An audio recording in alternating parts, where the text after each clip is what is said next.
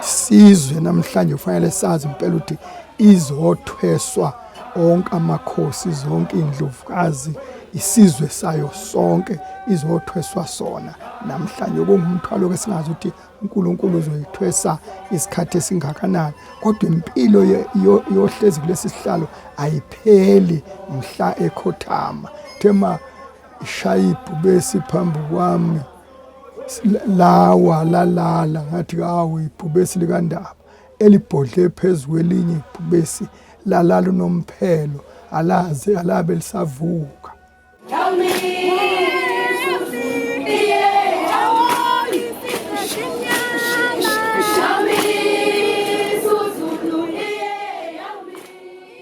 Engikubona izolo kimi nje namhlanje ngakutshela umhlaba cha ngibonile ukuthi Sinengonyama kwaZulu ayiceleli ukuba ingonyama, ayiphiwa yithi ukuba ingonyama, kodwa inikwe lawo mandla anikwa ingonyama uShaka, ngoba emlandweni ingonyama uShaka yalibulala ibhubesi isekwa mthetho.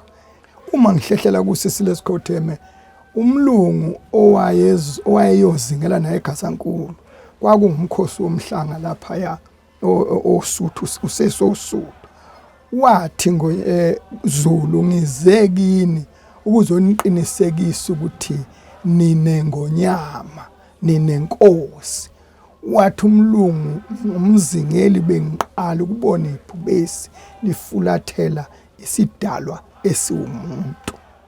Liyaye life lizile, kodwa leli lathi malihlatshwa inhlamvu labaleka ukubaleka.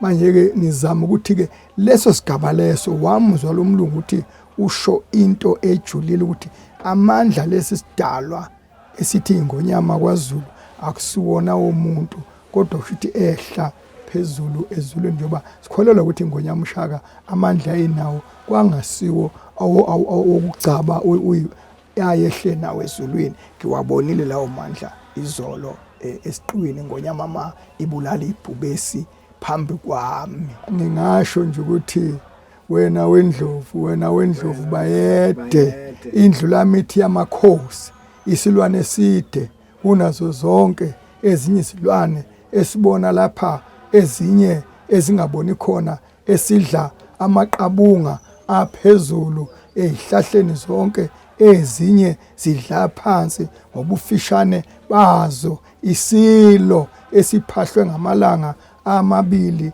siphahlwe ngelakwaZulu, saphahlwa ngelakwangwane.